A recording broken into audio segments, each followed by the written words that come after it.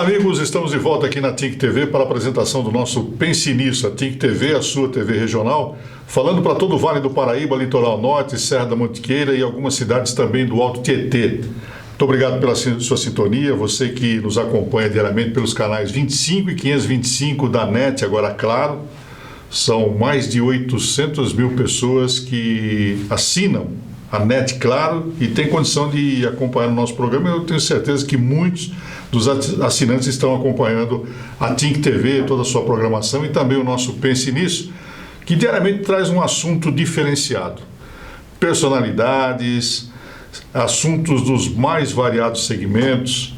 E completamos agora no mês de setembro um ano de programa.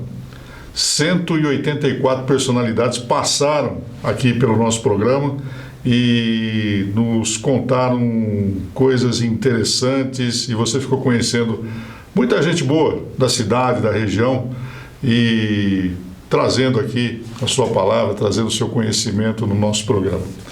E hoje não será diferente. Hoje vamos trazer aqui dois convidados. Um não é nem um convidado, é um parceiro do nosso programa, já esteve aqui conosco. Um assunto muito técnico e você vai prestar bem atenção no bate-papo desta noite aqui na TIC TV, no nosso Pense Nisso. Primeiramente eu quero apresentar aqui o nosso convidado de hoje, engenheiro Hans Jorge Kraus. Obrigado pela participação e obrigado por ter aceito o nosso convite. Eu agradeço a oportunidade de mostrar o trabalho que a gente tem desenvolvido. Muito bem. Ajudando nesse bate-papo de hoje, ele que é o nosso parceiro, já esteve falando do nosso programa aqui algumas vezes, o mestre palestrante, engenheiro também, Ciro Bodesan. Radialista também, jornalista. Boa noite, Ciro, tudo bem? Boa noite, Dirceu, boa noite, Hans, boa noite, povo de São José dos Campos, do Vale e do mundo que nos vê, porque hoje a internet vai para o mundo todo, através do YouTube, através do Facebook, etc. Vocês estão lá também e nós vamos para o mundo todo. E eu, quando me formei engenheiro, eu tinha uma ideia, me cravou muito uma ideia quando o Kennedy assumiu o governo dos Estados Unidos. Ele dizia, não pergunte o que o seu país possa fazer por você, mas pergunte o que você pode fazer pelo seu país. E o Ciro tem feito muito pelo país, tem feito muito pela nossa região. É uma pessoa que conhece muito da aviação, foi um dos pioneiros da Embraer, né, Ciro? Nós constituímos o grupo de 33 engenheiros que iniciou a Embraer. E a Embraer é um orgulho para São José, para o Vale do Paraíba, para o Brasil e para o mundo, né? Exatamente. Nós estamos no mundo. Então o Ciro vem de encontro a essa frase de John Kennedy. Exatamente por isso, por causa desse pioneirismo, eu acho que nós devemos ser pioneiros também nesse trabalho que nós estamos trazendo aqui hoje para o povo conhecer. Bom, e quem vai falar sobre esse trabalho é o Ciro Bodesan, porque ele trouxe o convidado hoje, que vem de São Paulo, o engenheiro Hans Jorge Kraus.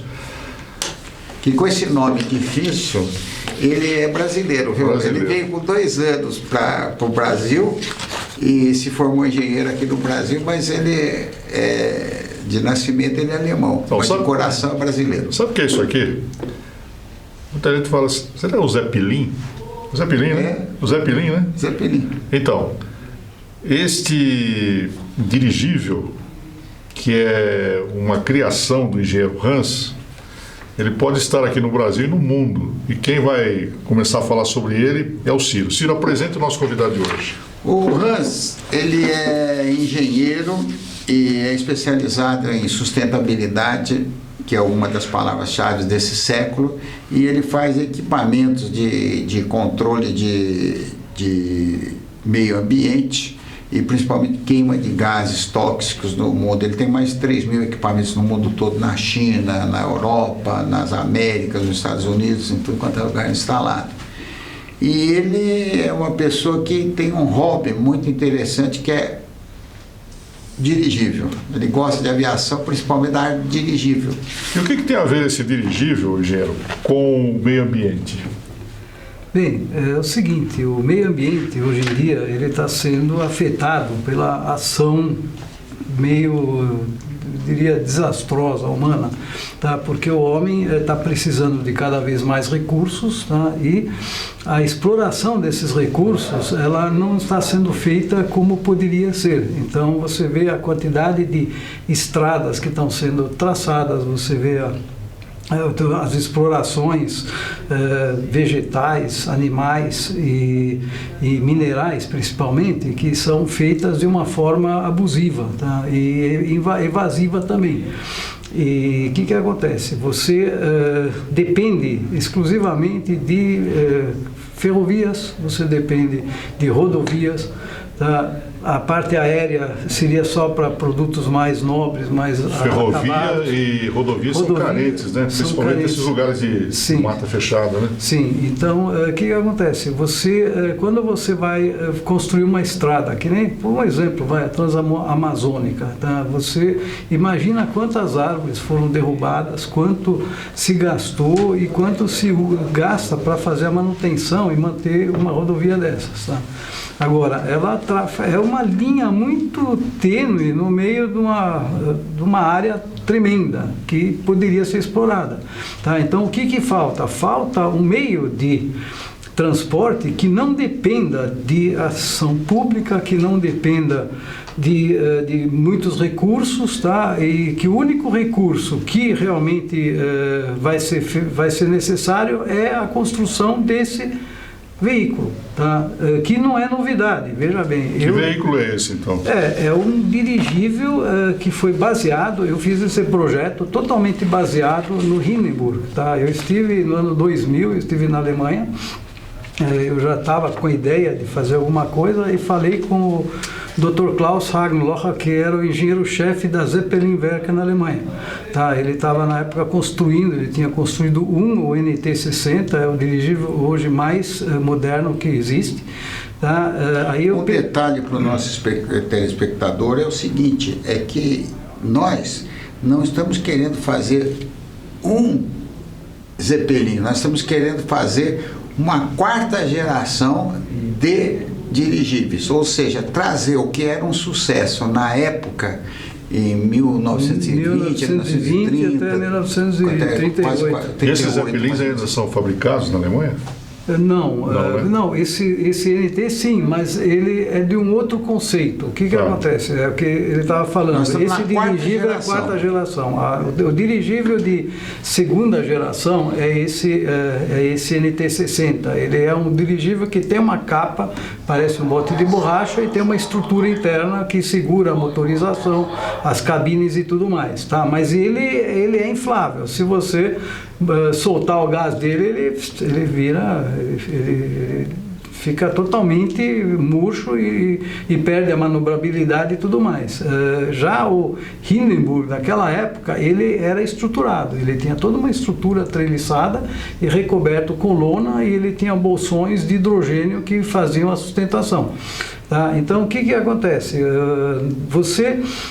Com esse tipo de critério, você tinha uma possibilidade muito grande de levar cargas maiores e de trabalhar com velocidades maiores.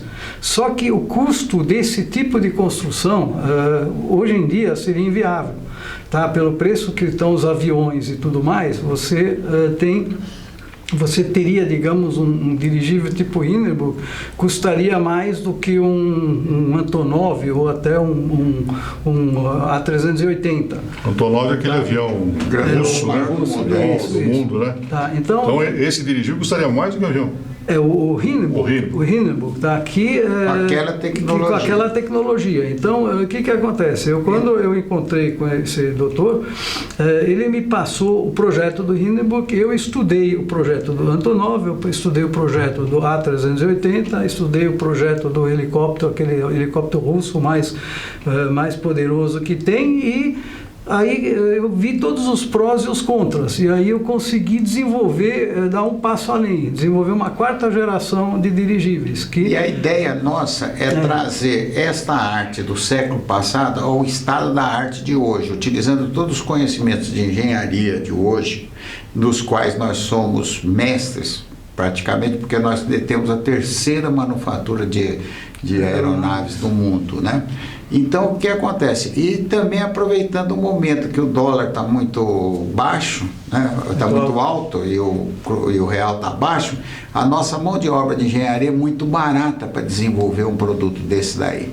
Então, o Hans me procurou e nós fomos apresentar esse projeto para as autoridades. Eu fui diretamente ao presidente da República. E indo ao presidente da República, nós fizemos um breve relato do projeto. Fomos ao presidente da República, e você, para mandar para o presidente da República, tem uns 300 palavras ou 400 palavras, não pode mandar nada junto do e-mail. Daí, 3 dias, 4 dias depois, veio uma pergunta, veio um pedido para a gente mandar o projeto todinho para uma caixa postal, etc., que o Hans fez. Daí ele foi para Brasília, e em Brasília já mandaram para o Conselho Nacional da Amazônia Legal, que é onde nós pretendemos resolver o problema da Amazônia, da queima, da conquista do Amazonas. É isso que ele estava explicando, que nós temos aí a Amazônia sendo judiada, na verdade, e aonde entraria esse dirigível, nesse caso ali no meio ambiente, principalmente na Amazônia? Sim, o que acontece? Como é que ele seria útil ali? Ele seria útil primeiro pelo próprio fator logístico, e atualmente com toda essa propaganda, com toda essa pressão internacional a respeito de queimadas, de desmatamentos e tudo, você tem um equipamento que, diferente de um avião, ele simplesmente flutua no ar.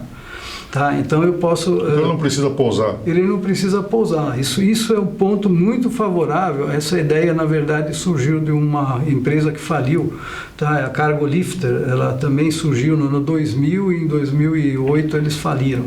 Tá? Eu acredito que era mais um fator político, porque tinha possibilidade de ter desenvolvido. Agora, o que acontece? Como você está realmente navegando no ar, então você pode alcançar qualquer trecho, então você pode abater incêndios, por exemplo, em qualquer local da floresta. Você não depende de estrada, você não depende de rio.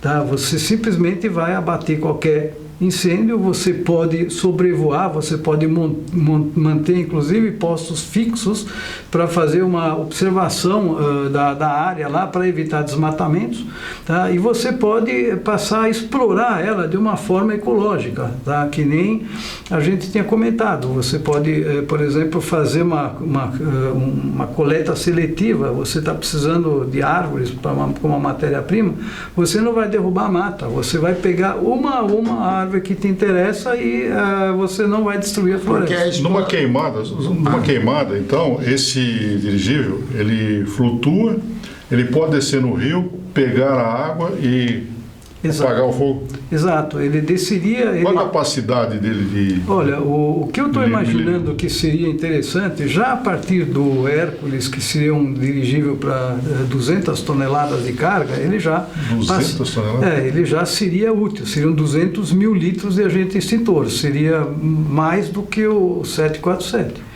Tá? O 747 leva 100 toneladas. 100 toneladas, tá? Então ele levaria equivalente a 2 747. Só que o 747, a hora que ele vai, ele tem que ter um aeroporto, ele tem que botar água lá dentro do aeroporto, ele dá uma volta grande e ele não para em cima do incêndio. Esse aqui é um balde, ele vai lá, pega e já... Ele desce os tanques cilíndricos que se giram dentro da água, eles são abertos em cima, ele enche de água e aí ele leva para o local. E aí, o mais interessante ainda, como ele pode ficar na altura que ele pretende, então ele pode ficar, por exemplo, a 200, 300 metros de altura do ponto, e o brigadista, que vai ficar dentro de uma cabine totalmente protegida de fogo, com canhão de água, ele pode acertar o fogo exatamente onde precisa. Tá? Então você tem uma eficácia muito maior do que o avião que despeja, e a maior parte dessa água evapora no caminho. E é perdida por causa da velocidade.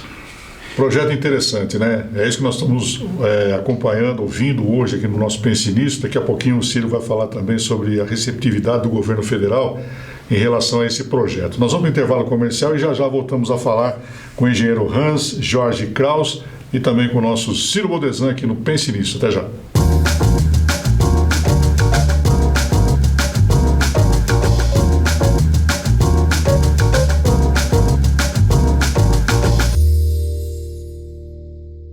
Muito bem, voltamos aqui ao segundo bloco do nosso Pense Nisso, hoje recebendo a visita do engenheiro Hans Jorge Kraus e também o nosso parceiro aqui do Pense Nisso, Ciro Bodesan, falando sobre esse dirigível.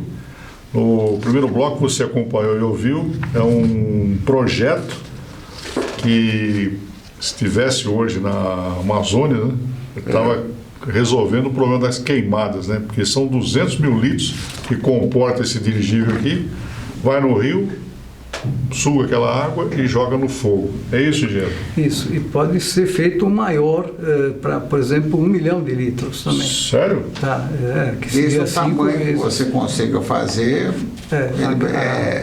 é inimaginável que pode se fazer. Agora, tem um problema, é o seguinte, é tão interessante essa tecnologia que o Corpo de Bombeiros de Abu Dhabi está interessado também. Existe um interesse do Corpo de Bombeiros de... Antes de falar de Abu Dhabi, o Brasil, qual foi o interesse demonstrado nesse projeto? O Brasil, imediatamente, a Presidência da República mandou para o Conselho Nacional da Amazônia Legal. E nós não tivemos ainda resposta do governo, porque nós sabemos que o general Mourão está em combate lá com os criminosos, lá está chefiando a guerra às drogas e o contrabando que existe nas fronteiras, etc. Não está tendo muito tempo para isso daí. Mas eu acho que seria muito interessante que o governo tomasse uma tendência muito boa, porque aí nós mataríamos 2 coelhos de uma cajadada só. A primeira seria você dar condições aos grandes engenheiros de São José dos Campos de continuar aqui, porque grande parte dos engenheiros nossos vai para o exterior. Por quê? Porque nós não temos a quantidade de projeto que esse pessoal pode desenvolver.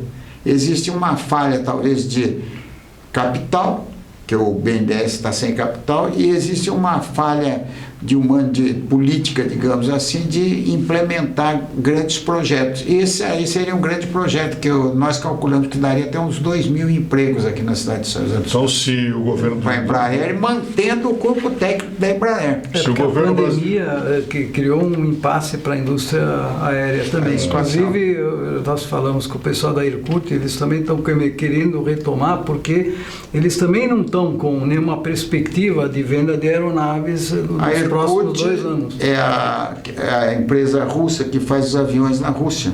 Eles têm interesse também. Então, se o governo brasileiro apoiar e alguma cidade se interessar, a cidade pode estar criando uma nova Embraer. Exatamente. Sim. Ou mantendo, ajudando a manter também. A Embraer, a AKR, que é importante também. E a Abu Dhabi?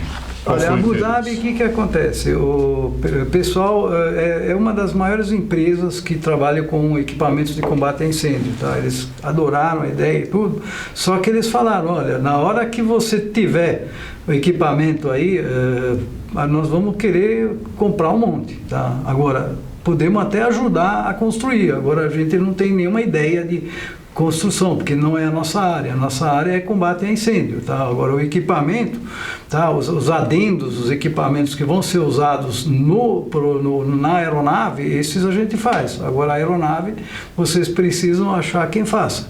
Tá? Então a gente está agora procurando realmente quem faça, inclusive quem vai investir nisso a gente também tem.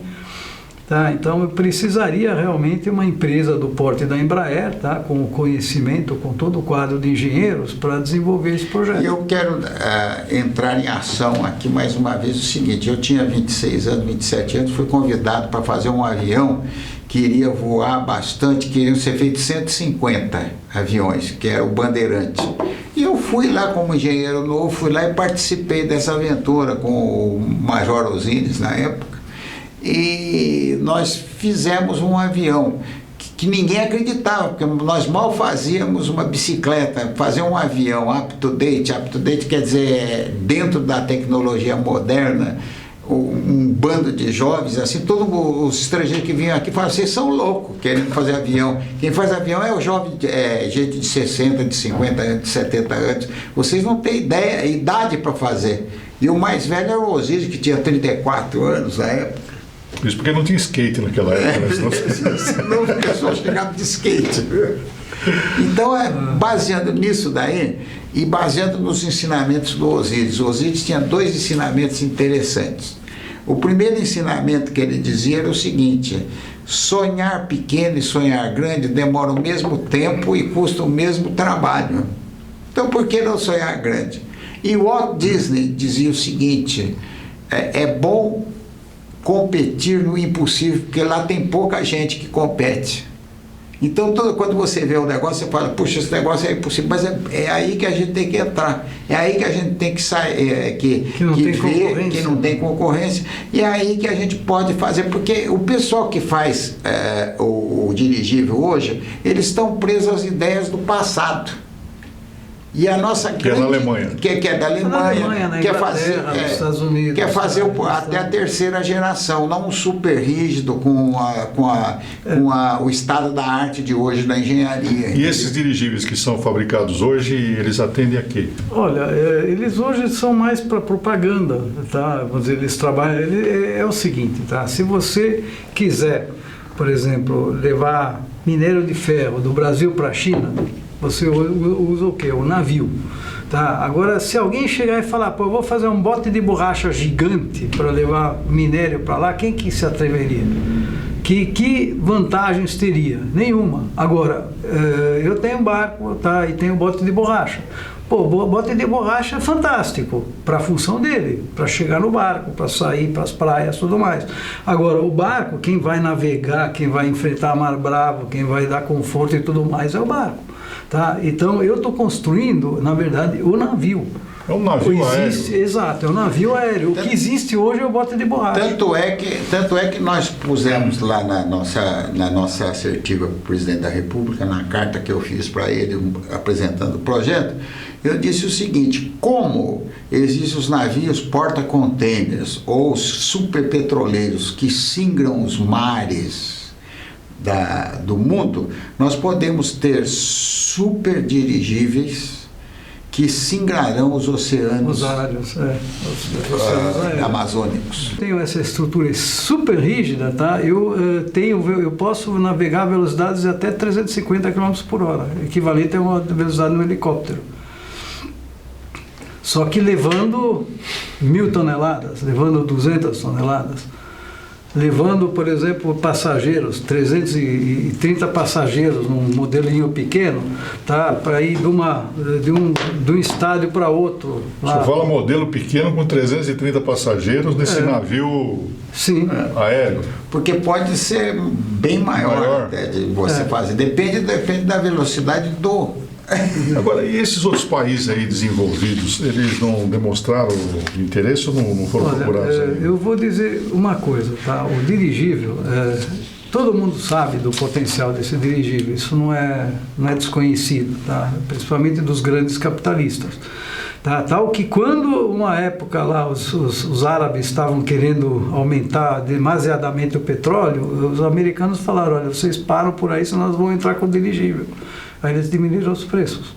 Porque existe um problema internacional que é dos monopólios. Por exemplo, um avião elétrico, não é difícil de fazer o avião elétrico. Que começou aqui em São José. Né? Agora, o que acontece com o avião elétrico? O avião elétrico, o motor basicamente tem 3 peças. É um estator, um rotor e um eixo. O motor de pistão, de gasolina ou uma turbina tem 1000 e poucos itens. Então o pessoal que fabrica tudo isso não vai querer que um motorzinho de 3 peças entre no local. Então existe aquele problema do pessoal dos trusts que não quer. Tanto é que o problema do avião elétrico hoje é mais problema de certificação. Não existe uma certificação para os aviões elétricos ainda. Mas nós já poderíamos estar voando com aviões pequenos, ensinando piloto aí com avião elétrico. Já poderia ter. Não tem por causa da certificação ainda, que o pessoal segura, os trusts seguram. Outra coisa interessante, voltando àquela questão, por que o pessoal a nível mundial tem um certo receio? Porque na hora que isso decolar, tá? Na hora que a gente começar a produzir esse equipamento, tá? Na hora que o pessoal vê que dá para apagar qualquer incêndio, que qualquer terreno, por mais remoto que seja, vai ter acesso,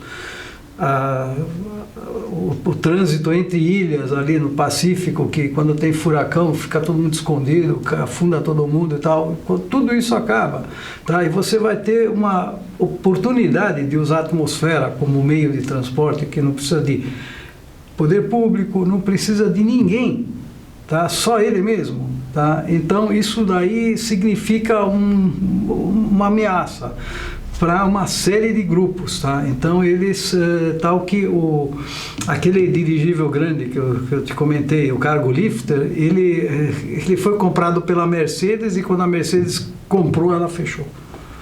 Tá, então tem esse tipo de coisa. Só que é política. Só que o que acontece? Hoje, como a coisa está indo mais para o lado ambiental, agora já tem pressão para usar hidrogênio, você já tem pressão para energia eólica, que já é expressiva, energia solar e tudo. Então isso está começando a se quebrar. Tá? E o que é interessante é que esse dirigível, se eu coloco coletores solares nele, ele pode voar até 70, 80 km por hora sem gastar nada.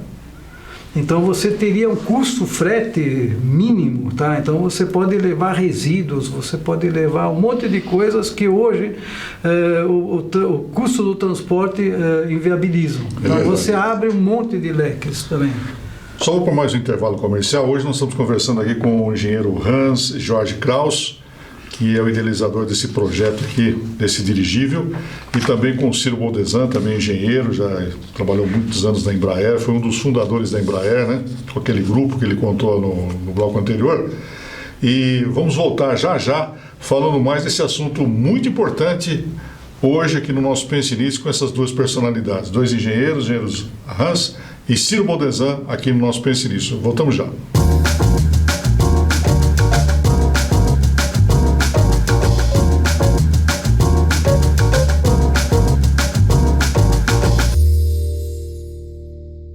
Muito bem, voltamos aqui no nosso Pense Nisso hoje, conversando com dois engenheiros, engenheiro Hans Jorge Kraus, que é o idealizador desse projeto aqui, Preservação, Conquista e Manutenção de uma Amazônia Sustentável. Ele é o criador desse projeto, de um dirigível, e como ele disse nos dois primeiros blocos aí, poderia resolver muitas situações. Eu pensei em duas aqui, eu vou falar e eu acho que é por aí mesmo. E o Ciro Boldezan, que é o radialista, jornalista, engenheiro, nosso parceiro aqui no Pense Nisso, na Think TV. Eu estava falando no bloco anterior, eu estava pensando que dois incêndios que houveram em São Paulo, do Joelma e do Andraus, lembra? Sim. Havia dificuldade dos helicópteros fazerem salvar as vidas, né? E também apagar aquele fogo, os bombeiros, Avenida São João, aquela complicação toda. Como o senhor falou, um dirigível desse aqui na represa de Guarapiranga, pega aí e resolve o problema, né? Agora, e pega todo mundo lá. Tem uma pergunta muito interessante que o pessoal deverá estar fazendo, é o seguinte: como é que ele para no ar, como é que ele tem a estabilidade? Então é o que eu disse, trazer no estado da arte. Esse dirigível vai ter 4 asinhas, né? Vai. 4 asas. E ele vai usar o sistema de motor dele, a turbina de motor dele, é tipo do turbina dos grandes transatlânticos. Ela roda em 360 graus, então ele pode ir de lado também. Ele funciona praticamente como um drone, tá? Com a vantagem que, se ele desliga toda a motorização, acabou tudo, acabou o GPS e tudo, ele simplesmente fica parado no ar. Por quê? Porque o peso dele é exatamente igual ao peso do ar, que você consegue através do hidrogênio, que está dentro de uns casulos especiais, envoltos numa atmosfera de hélio, em combustível, junto com halon. Tá? Então, o que acontece? Eu tenho lá dentro trocadores de calor em que eu posso aquecer e resfriar também.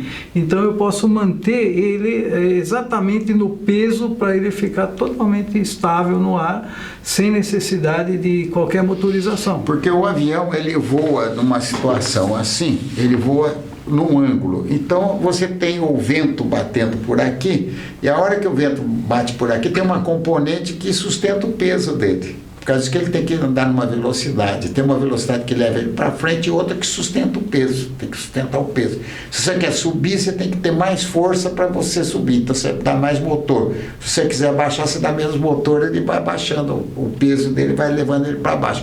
No dirigível não, o dirigível ele fica estável, você não precisa ter essa força, a velocidade grande para você ter a força.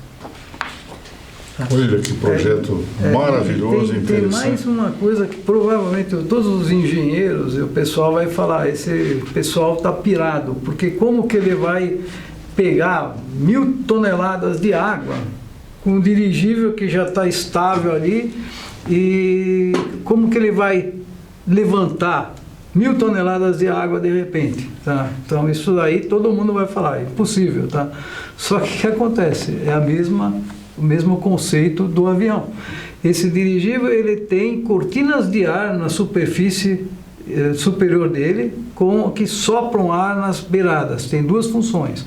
A primeira função é que em chuvas torrenciais você sopra a água para não aumentar o peso, tá? E em caso de pegar cargas muito pesadas, você simplesmente cria ali em cima, você pega todas as moléculas que estariam vindo de cima e bateriam lá para compensar as que estão vindo por baixo, essas que vêm aqui você sopra de lado. Então você não tem a componente vertical, então ele simplesmente pode carregar até mais do que 1.000 toneladas, ele pode carregar 5 vezes o peso dele, tá? Com esse conceito, tá? Então é outra diferencial, é outra tecnologia, por isso que eu falei, você tem uma série de tecnologias adicionais que no passado não se tinha. Pô, se você analisar o que o Graf Zeppelin fez em 1920, 1910, pô, é fantástico. Pô, os caras não tinham nada. Tá? E hoje nós temos tudo e não fazemos nada. O problema é esse. Antigamente se fazia muito sem nada, hoje se faz pouco com muito. Tá? Então a gente está querendo inverter isso aí. Mas é que o senhor falou, né? As barreiras que existem aí nos países, né? Deixando as empresas crescerem e colocar no mercado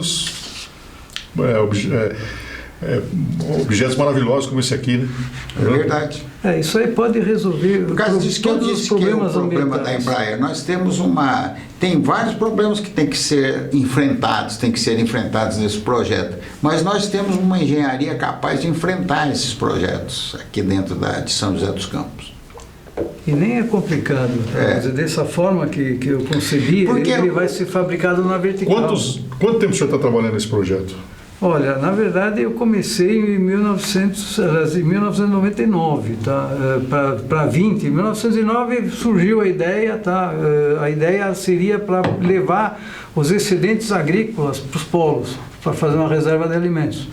Tá? Aí eu cheguei e falei, pô, isso aí é uma ideia ótima, tá? Eu trabalhava no frigorífico, via o custo que era manter uma câmara fria e você manter lá 1.000 toneladas de carne a 20 graus negativos em São Paulo. Pô, era um assombro. Nós tínhamos 4 compressores com 300 cavalos para conseguir manter isso, tá? Então é um custo tremendo. Então o Sr. Alexandre Eder lá, um senhor fantástico, tá? Uma sabedoria incrível, ele falava, olha, a gente tem que usar essa carne e não pode ficar mais que um ano. Se ela ficar mais que um ano, ela já está dando prejuízo. Tá? Então aí eu ficava falando, pô, caramba, lá no Polo Sul tem frio de graça, nos Alpes, nas cordilheiras dos Andes é uma geladeira, pô, então o único problema é levar a mercadoria para lá. Ou seja, a ideia, por exemplo, tem uma safra de tomate muito grande, vamos supor, que você joga o tomate ou joga a cebola fora. Em vez de você jogar a cebola fora, você pega um naviozão desses aí e leva para a Cordilheira dos Andes, põe lá. Quando está faltando cebola, vai lá, pega a cebola e tira, sem ter necessidade de botar. E a carne seria assim também? A carne. Colocar um frigorífico. Só uma lembrança, tá? Não sei se você lembra que na Rússia, na Sibéria, Rússia, né? Vai Sibéria, uns caçadores encontraram um mamute numa geleira e comeram o mamute. Porra, os paleontólogos ficaram putos da vida. Porra, tem um elefante inteiro. Mas mal tem osso. Eles encontraram também aldeias, o pessoal comendo mamute que encontraram no gelo. Há 500 milhões de coisas, o pessoal comia a carne do mamute. Então você pode imaginar, a gente pode guardar a carne por 200 anos, aí, sei lá, ainda vai estar fresquinha. Tá? Porque eu trabalho, eu conheço essa parte de conservação de alimentos, que é da minha área também. Tá? Eu sou engenheiro mecânico, mas me especializei em refrigeração, ar-condicionado e controle de poluição. Tá? E tenho engenharia de segurança, tenho conhecimento de química, de microbiologia. Então, como sou meio pluralista ali, então eu não tenho limites, tá? Então eu não chego até aqui e depois eu paro porque eu não sei mais. Tá, eu não tenho um conhecimento muito amplo, muito profundo de cada área, mas eu tenho um conhecimento mais ou menos geral, tá? Por exemplo, quando eu chego e falo com o pessoal da área de dirigíveis e falo que o meu dirigível vai ter asas, aí eles falam, pô, asa não é coisa de dirigível. Eu falei, por que não? Porque dirigível não tem asa. Tá? Mas e se for vantajoso? Ah, não pode. É política, pura política. Por que o meu dirigível tem asas? Tá? Por dois motivos. Tá? Primeiro motivo, porque existe hoje no mundo mais ou menos uns 900 pilotos de balão e de dirigíveis. Tá? E tem mais de 30 milhões de pilotos de avião. Um monte deles desempregados, inclusive. Tá? Então, por que não fazer o dirigível ser manobrável e ser pilotado como um avião? Tá? Agora, para isso ele precisa de asas, tá? Primeiro ponto, tá? Então ele pode ficar parado e aí você tem as turbinas nas pontas das asas, ele pode girar, ele pode contornar, ele pode subir, ele pode descer, só com a motorização da asa, como um drone. E quem que comanda ele? Um comando é um piloto automático e um piloto dentro da cabine de comando. Tem um piloto dentro da cabine, tem. Normalmente teria 2 pilotos, tá? Agora os modelos menores podem trabalhar que nem drone, eles podem trabalhar autônomos. Então, no caso desse frigorífico aí, o senhor está dizendo que temos aqui um dirigível desse para 1 milhão de toneladas de água, não é? 1 milhão de litros de água. 1 milhão de litros de água. 1.000 toneladas de água. Mas para um frigorífico desse aí também não precisaria ser tudo pode isso, ser né? 200 toneladas. 200 O de toneladas. 200 toneladas eu diria que vai ser o carro-chefe, que é um porte bastante grande, seria equivalente a 5 carretas ou 6 carretas. Tá? É como nós falamos aí, um dirigível de passageiros, né? O senhor falou que pode levar 300 pessoas isso daí e eu achei muito, o senhor falou, não, pode levar mas esse 1.000. de 300 pessoas, tá? É um dirigível para levar 30 toneladas. O de 200, você já pode levar 1.000 e poucas, 2.000 pessoas. E desde 1999, quando o senhor começou com esse projeto aí, o senhor sente que no decorrer dos anos já começou a ser aceito? Sim. Mesmo com essa política toda? O que aconteceu?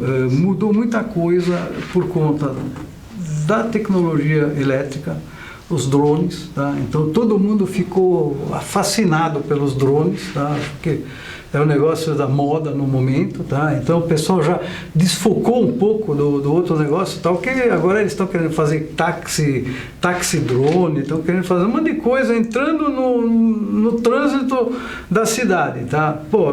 Eu vou te falar, eu não ia me sentir muito confortável com 100 mil bichos voando com motor elétrico lá em cima, que se acaba a bateria, cai na cabeça, tá? Agora esse aí não tem perigo, porque não cai na cabeça. Tá, então eu falei, é mais seguro, né? É mais seguro, tá? E tem outra vantagem, por exemplo, o Amazônia, voltando para a Amazônia, etc. Tá? Você pode pôr um desse como uma estação de banda larga. Bem. Para aquela região lá que não chega banda larga, pode pôr um desse lá para banda larga. Bom, ainda falando da Amazônia, daqui a pouquinho, no último bloco nosso, eu gostaria que o senhor Hans e também com o engenheiro Hans e o Ciro falassem sobre a Amazônia, o transporte das árvores, né? Sem prejudicar o meio ambiente, a natureza, tudo isso. Hoje, o assunto é muito especial aqui. Nós estamos falando desse dirigível, que é um projeto do engenheiro Hans, o Ciro Boldezan também está envolvido nele, que pode resolver o problema de transportes para o meio ambiente, tá? Se acompanhando os 3 primeiros blocos, temos mais um ainda que nós vamos voltar a falar sobre esse dirigível que ajuda na preservação, conquista e manutenção de uma Amazônia sustentável. E com melhoria do IDH da população. A população vai ficar mais rica tendo transporte. Já nós voltamos aqui no Pense Nisso.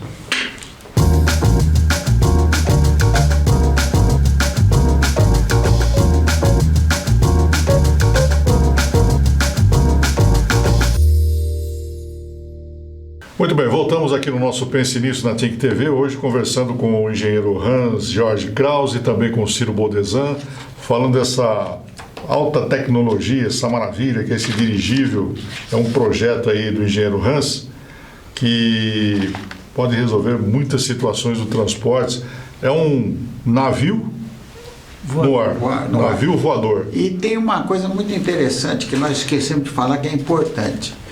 Essa tecnologia é uma tecnologia vencedora, porque os cálculos que ele usou para fazer são os mesmos cálculos de Hindenburg. Ele teve, do Zeppelin, ele teve lá e viu como é que foram os cálculos aerodinâmicos e tudo mais, e deu certo. Na época ele voava da Alemanha para Inglaterra, para os Estados Unidos, voava para aqui para o Brasil, voava para vários lugares. Quer dizer, então é uma tecnologia que os cálculos que estão ali, já existem esses cálculos. Eu não estou inventando nada. É só dando uma adaptabilidade ao estado da arte de hoje, que é o que nós fazemos. Por que a Embraer foi para frente?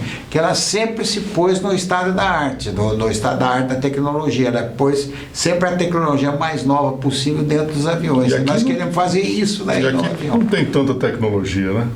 Olha, é simples, tem conceitos muito interessantes aí que permitem que a conceitos novos adicionados à tecnologia antiga. Materiais que antigamente não tinha, né? Então, esse material aqui é o que é usado no dirigível? Essa é a capa do dirigível para 1.000 toneladas. Leve, né? Isso aqui é madeira? Isso é madeira balsa, você tem uma lâmina de duralumínio e você tem fibra de carbono, tá? Se você olhar nesse aqui, você vai ver as fibras de carbono. Cada fiozinho desse resiste 100 quilos de carga. Tá? Então eu calculo, tá? Então aqui você tem a característica, por exemplo, tá? Então a placa de tanto, a espessura tem 3,5 mm, uma densidade de 0,6 kg por decímetros cúbicos, tá? É menos do que um eucalipto, tá? E a densidade superficial dá 2 kg por metro quadrado, tá? É uma resistência mecânica de 30,8 kg por milímetro quadrado, tá? Então você tem realmente um sigma de elongação, ele nesse sentido, ele resiste a 108 quilos em cada milímetro de tração. Então, com esse tipo de resistência, tirado do material real, tá? Isso daqui não é uma tese, não é nada, tá? É um material físico, tá? Então você faz um ensaio de tração e você vê quanto que ele resiste, tá? E, inclusive, com isso daqui eu cheguei a um projeto real, tá? Vou dizer, não tem nada que possa dar errado no projeto. Tá? E qual é o custo desse dirigível? Olha, eu te disse, aquele para 200 toneladas, tá? Custaria na casa eu diria entre 70 e 100 milhões de dólares, tá? Agora, um modelo menor, tá? Por exemplo, esse modelo para levar 300 pessoas, esse custava numa casa de 25 milhões de dólares. Ele se pagaria numa Copa ou numa Olimpíada, ele se paga. Esse aqui, 80 a 25 milhões de dólares, né? 85 a 100. O Antonov custaria quanto? Olha, um Antonov hoje devia estar na casa aí de mais ou menos uns 900 milhões. De dólares. O avião da Embraer, que leva 27 toneladas, 20 e poucas toneladas, em torno de 90 a 100 milhões de dólares. Vamos torcer para o nosso governo, né, Ciro? Conseguir dinheiro. Agora, dinheiro nós temos até a possibilidade, eu cito essa possibilidade, quando todo prefeito que entra, eu vou lá e falo, se você quiser que eu traga ideias para criar empregos, eu trago. Mas, infelizmente, nunca fui procurado por prefeito nenhum. Mas o problema básico é o seguinte, isso daí trará emprego para muita gente. E é uma isso ideia é só o começo, nova, né? Na hora que isso pegar fogo, então nossa, eu trouxe a ideia de, para esse projeto ir para frente, se o governo brasileiro não tiver dinheiro, ele pode chegar e falar assim para o pessoal que fala mal do governo brasileiro, que o governo brasileiro não quer investir, não sei o que, fala, bom, já que vocês querem investir no Amazonas, vamos investir nisso daí, é um jeito de você preservar a Amazônia, vamos investir nisso daí. Vamos ver se vocês estão mesmo com alguma boa intenção. Eu já mandei para o príncipe dos Emirados Árabes uma proposição a esse projeto para ele ver, falar assim, por que vocês não participam de um consórcio internacional para fazer? Porque interessa para todo mundo. Sim. A Califórnia, por exemplo, está queimando lá, só uma área da Califórnia que queimou seria 100 quilômetros por 130 quilômetros, ou seja, daqui até São Paulo, 20 bilhões de meio Vale do Paraíba, meio Vale do Paraíba queimou na Califórnia, meio Vale do Paraíba praticamente, está todinho queimado. Então, quer dizer, é problema na Califórnia, problema na Austrália, no Canadá, na Rússia, no Portugal, na Rússia, na Nova Zelândia, na África também. Na África. Então, o mundo está queimando. Então o mundo está queimando, nós temos esse dirigível aqui, você vê uma queimada na Califórnia, vê uma queimada aí na Amazônia. O pessoal com aquele rodinho, né, Ciro? Abafando. Carpindo. Pô, imagina no século XXI. O cara com uma enxadinha. O que o Hans diz é o seguinte, que eles o mundo desenvolveu caças, desenvolveu bombas, mísseis e tudo para acabar com o mundo. Tem uma quantidade de desenvolvimento tremendo. Para preservar e salvar dinheiro. Ninguém quer. Eu fico imaginando, lembrando essas imagens que nós vemos na televisão aí, apagando fogo, aquele rodinho ali, queimando um Vale do Paraíba na Califórnia, né? Um Vale do Paraíba praticamente. E aí você vê na Califórnia o bombeiro, com uma labareda de 10, 15 metros de altura, o cara com esguicho lá, isso é que nem você mijar na lareira ali, caramba, não vai fazer nada. Tá, então, sabe... dirigível muito... desse aqui com 1 milhão de... Sim, e outra coisa, o cara com canhão, aí você pode colocar um agregado, que é um polímero, um produto que deixa a água gelatinosa, aí você joga naquele lugar que não queimou ainda. Faz um rastreio, a chama chega lá e para. Ou você pode levar, por exemplo, um grande lençol e jogar o lençol em cima do incêndio, ele abafa o oxigênio. Mas aí já é complicado. Existe gente que já está tentando. Isso, mas aí, vamos dizer, se você joga, por exemplo, você tem aquele polímero que o pessoal está usando para agricultura também. Você mistura na água, parece um sagu, fica que nem um sagu, assim. Então a água não escorre. A água não escorrendo, ela fica lá. Então não tem perigo dela sair dali. E aí se você cobre a vegetação e você cobre o solo com isso daí, tá? É que nem espuma, vamos dizer, se você vai apagar um fogo de um combustível líquido, gasolina, petróleo que está derramado ali, se você jogar água, você aumenta o fogo, porque a água vai por baixo e aí o combustível ele boia e vai embora. Tá? Que nem o que fizeram lá com aquele como chama, o Fokker lá, 100, que caiu no próprio prédio da companhia aérea lá da TAM. Você lembra? Os caras apagando água, eu olhei e falei, porque eu tenho curso de brigada de incêndio também, eu vi os caras apagando com água, eu falei, pelo amor de Deus, o cara joga água, o fogo vai embora. Tá? Porque a água passa por baixo, o combustível é mais leve e ele boia, então ele se espalha o fogo. Nesse caso você tem que usar espuma. A espuma fica em cima e abafa o fogo. Isso aí você faz com você está entendendo a conversa de hoje aqui? A alta tecnologia e também a criatividade, a capacidade desses engenheiros. Esse dirigível pode resolver o problema do mundo, pode resolver o problema do meio ambiente. E nós chegamos ao ponto, de como diz o engenheiro Hans, de aquele frigorífico que ele trabalhou, com aquelas toneladas todas de carne, né?